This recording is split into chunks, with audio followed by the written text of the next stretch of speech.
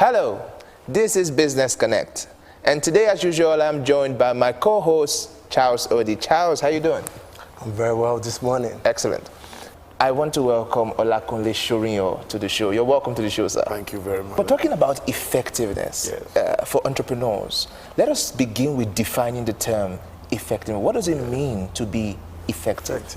You know, first of all, when you are effective, you have clarity about a subject or an issue or an endeavor, and then you are able to use that clarity to find options that are available to you. What makes some brands effective and others ineffective, right? The greatest way you can brand your organization is to develop a reputation capital in the minds of your customers and those who experience your business. And that comes from the way you do it.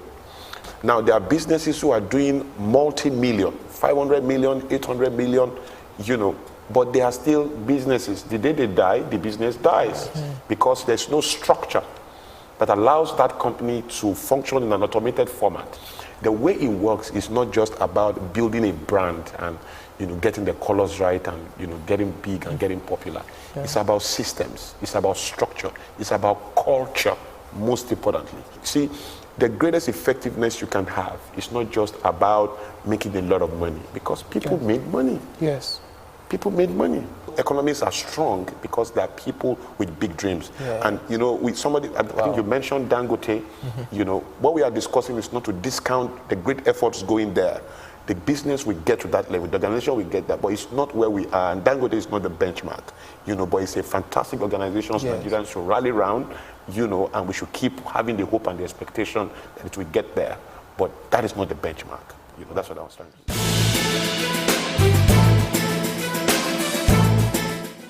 There is a life full of unlimited possibilities. There is a solution to every situation you may be going through. Yes, your life can be beautiful. You can experience complete transformation in every area of your life. Love World Plus Response Center is here to show you how. Contact us through our various platforms for prayers, counseling, inquiry, and contributions. Call the numbers now showing on your screen. Send an email to info@loveworldplus.org or chat live with us at real time. Log on to www.loveworldplus.org. God bless you.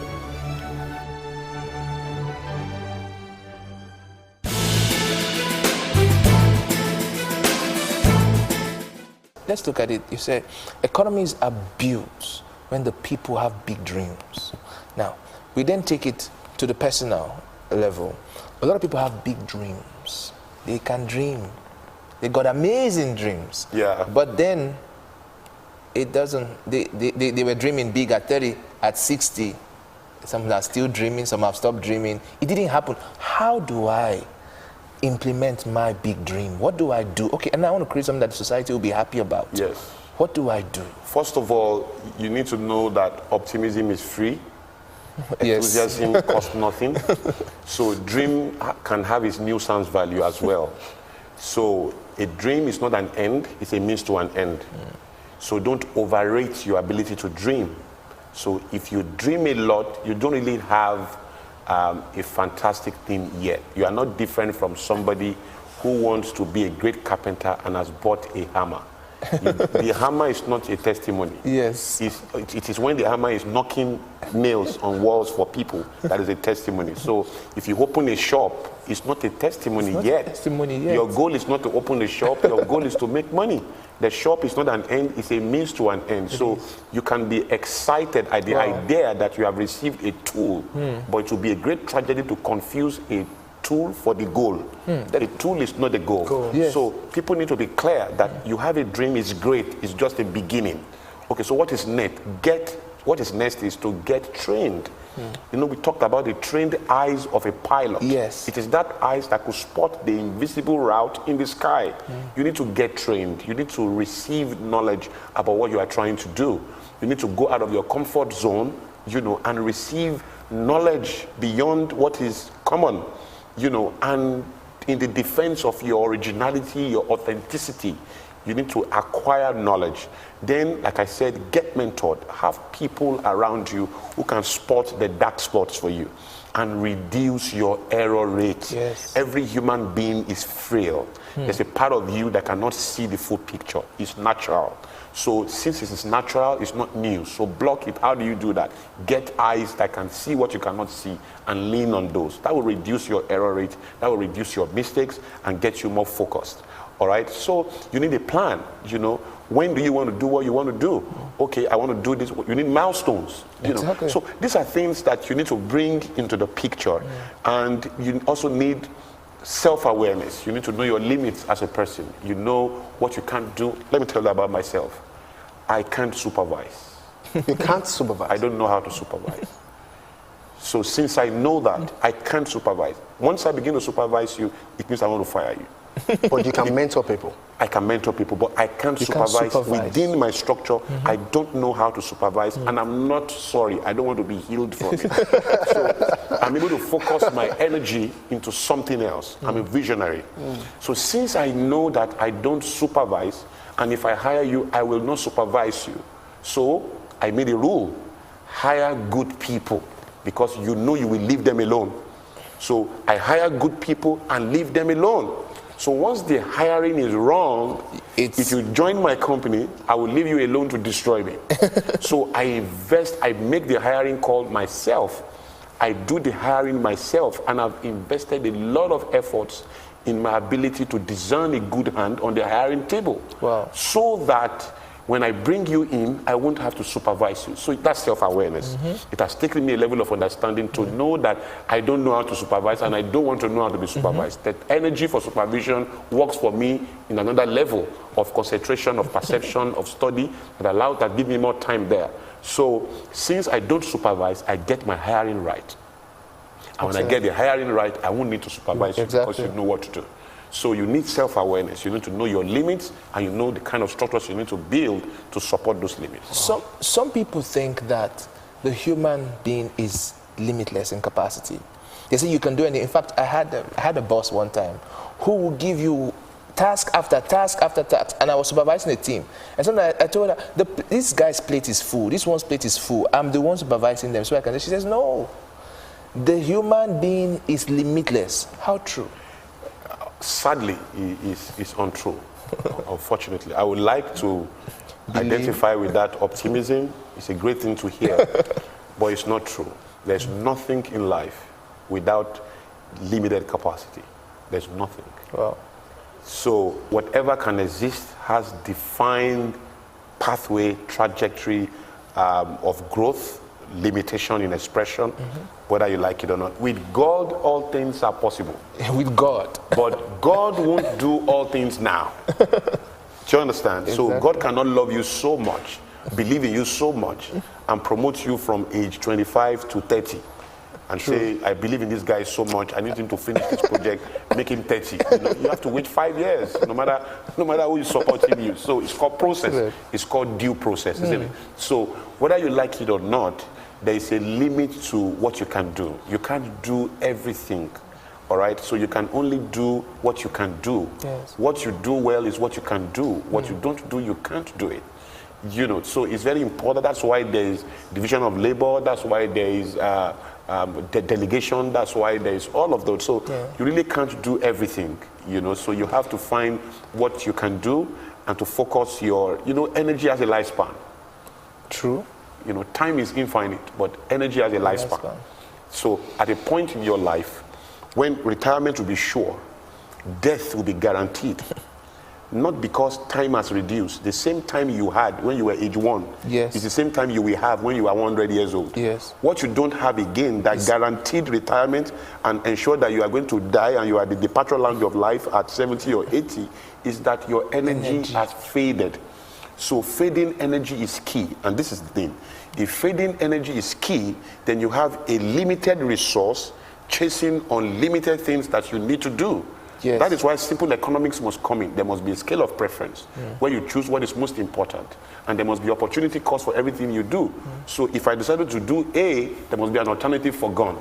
There's something that is probably as important but not as meaningful, that I'm going to ignore to focus on what I have to do, because you have 24 hours for the fool and for the wise. So whether you like it or not, you really can't have time for everything. You have to be very selective in the use of your energy. You can't waste time, you can only waste your life. And your life is right there in your energy deployment. So I had always advise people, you want to be effective, pay attention to the investment of your energy. Who you give your energy to, the kind of people you share your energy with, you know, the kind of people. Time is an instrument in energy deployment. It's not the other way. So you can't really try to keep to time. Time cannot increase nor decrease. Time is a constant. So technically you can't manage time. What you really manage is your energy. It is the factor that can reduce, it's the factor that you can save, you can conserve, you know. So you have to focus on your energy and how you use it. There are programs on TV you can't give your time to. There is a way you have to use your time every day. This is one advice I give to young people. You have to find time on Sunday. I don't care if Chelsea is playing or if Manchester United is playing. You have to find time on Sunday afternoon to sleep very well. To sleep? To sleep very well, because that is your opportunity to reboot, to restart for the week. You have to sleep very well on Sunday, and don't wake up till your body wakes up. True. If you can do that to yourself on Sunday, once you wake up in the evening, what you need to do is to pick a pen and a paper and decide what you want to achieve that week. And once you do that, commit to that week, you'll be very effective. The people who go into their week without that siesta, without that opportunity to restart, to reboot, your body is like a battery. You consume that battery. You need to recharge. And if you are not sleeping well, and I don't care how you slept all through the week, but Sunday afternoon, make sure you try and sleep very well. What if my week doesn't start on Sunday? My week starts on Wednesday. So I just find some time in the week. Find some time that works for you, you know, to sleep very well and refresh you because for the next 7 days. All through the week, you're probably being woken up by your alarm clock, by the traffic noise, email sound, the horning of cars. You know, your body hardly ever wakes up itself. Another thing that people need to pay attention to is their environment. You need to create an environment that energizes you to be effective, that just wants you to get things going. You know, for example, you have 24 hours in a day. Let's assume you sleep 7 hours a day. Start 7 hours out of the 24 hours on your bed. You wake up in the morning, you are going to probably pray, read something, prepare, shower, get dressed, iron, all of that. 2 hours. That's 9 hours gone already. Then you are going to go to work, let's say 1 hour, 10 hours gone already. You're going to get to the office and work for, say, 9 hours. 9 plus 10, that's 19 hours already. Then you are going to commute back home. For some people, 2 hours, let's say 1 hour. You've done how many hours? 20 hours. You have 4 hours left.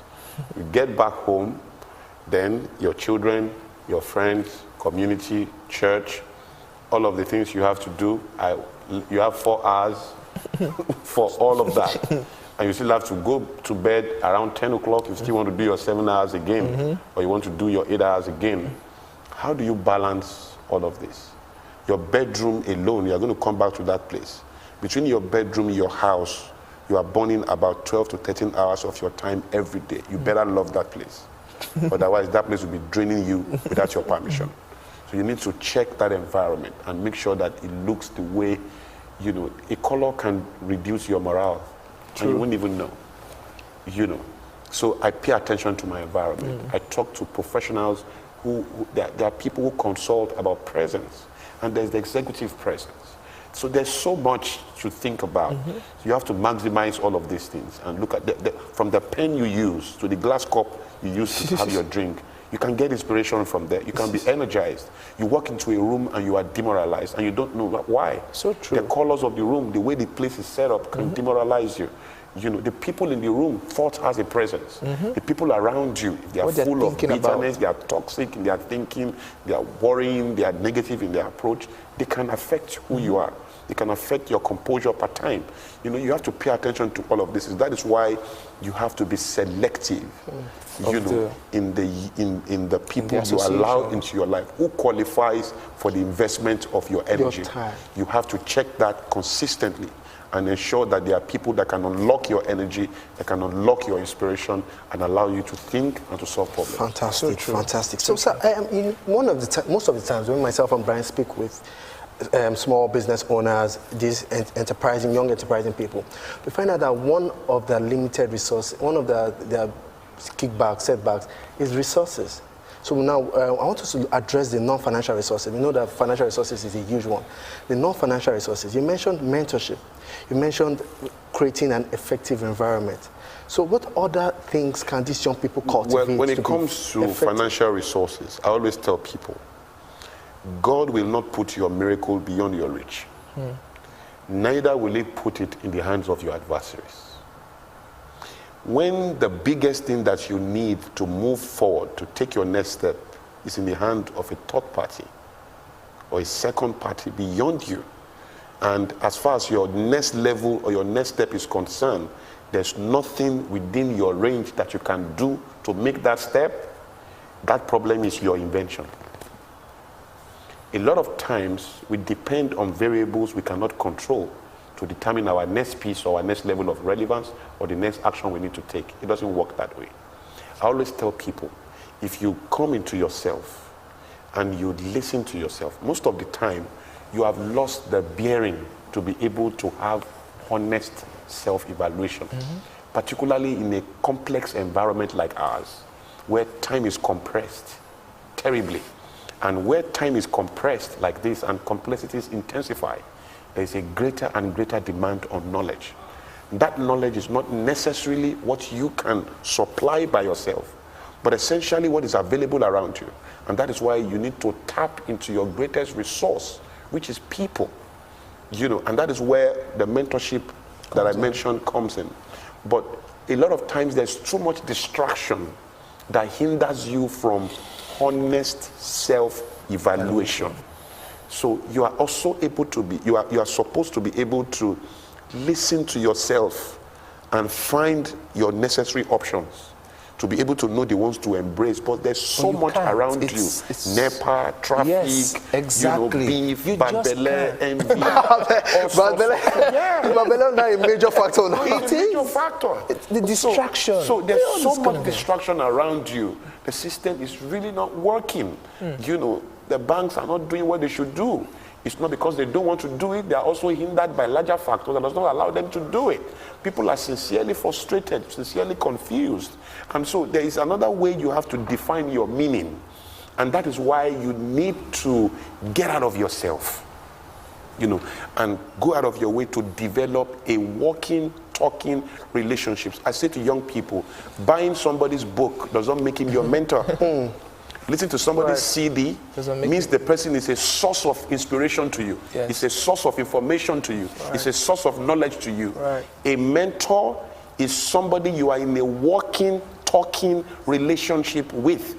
Access is the bar of that engagement. Right. If you can't call the person, sit with the person, email the person and get a response, have a Skype chat or chat with the person on BlackBerry, if you can't do that, you don't have a mentor. You have somebody who passes information to you. Do you understand? A mentor must be, so you can't tell me you are in Nigeria, your mentor is an American celebrity or star or pastor or somebody you don't know, you can never talk to. It's not your mentor. It's a source of guidance, it's a source of direction, it's a source of inspiration, knowledge, information. It's not a mentor.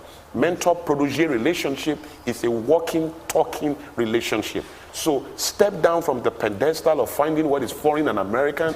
Look around you. Find people that are doing great stuff and find a way to reach them. Connect to them. Set up a meeting. Meet with them. Share your goals. Share your ideas. And insist that they give you direction. And you get it. I think there's so much attached to that kind of relationship in this environment than we have until now underscored. Okay, can there be different levels of mentorship?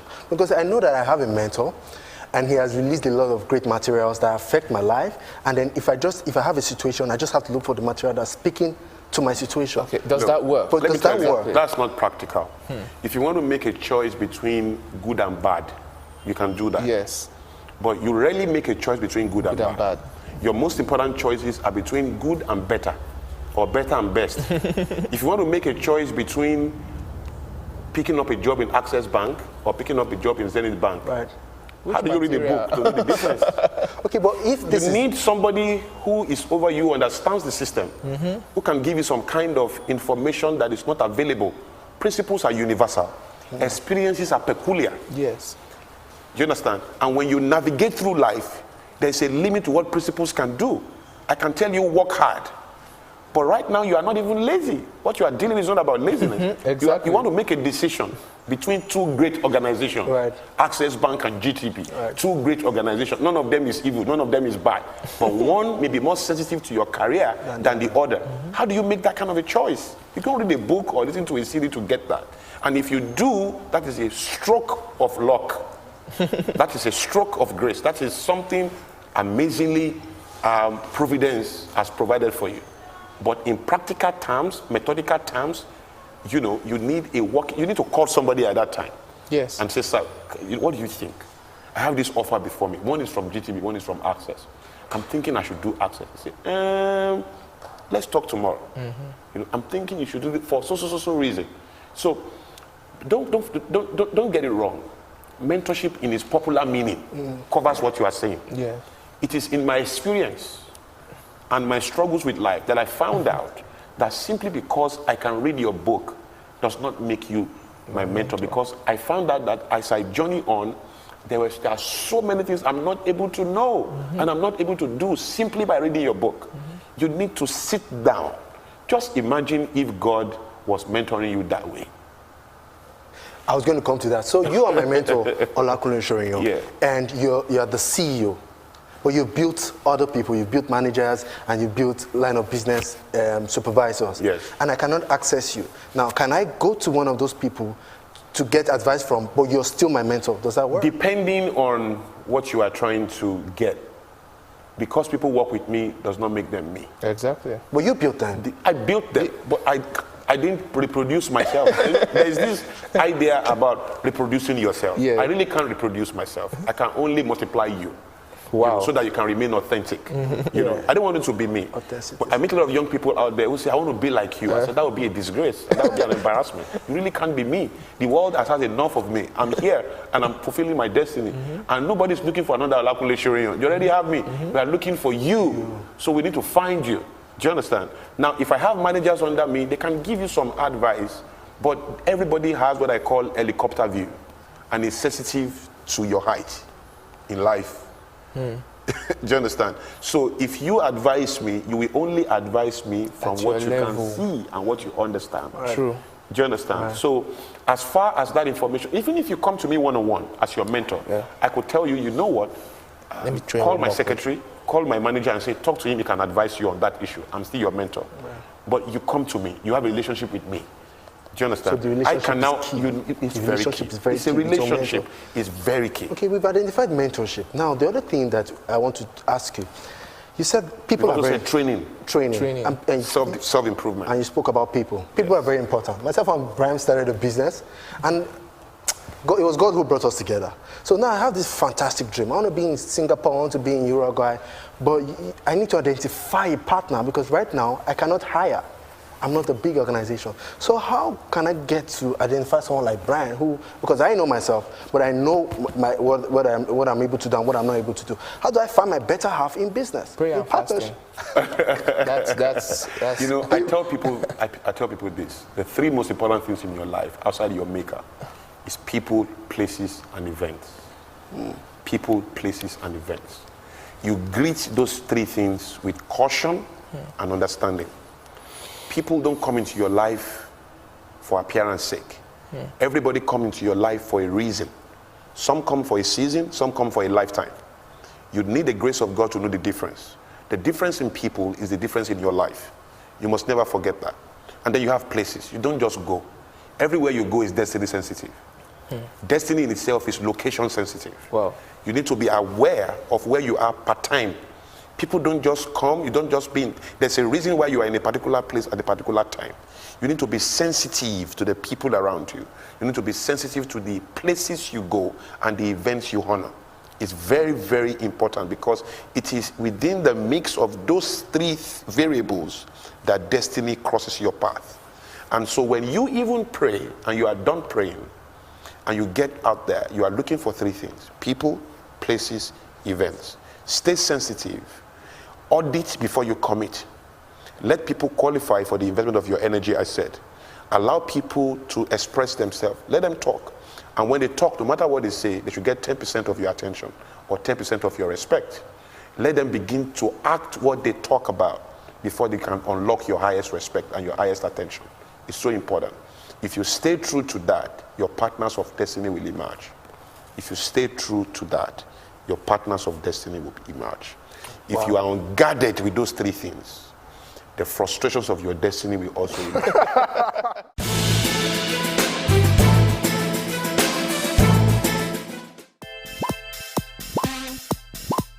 Level Plus is now on your mobile format and connects you in real time. You can now watch your favorite programs, episodes, live shows, prayer shows, features, live TV, archived videos, and lots more. You can also participate with your comments and contributions from anywhere in the world. Download on any of your mobile device, whether it's Android or iOS or Windows, the Level Plus mobile app now and stay connected. Level Plus, totally you.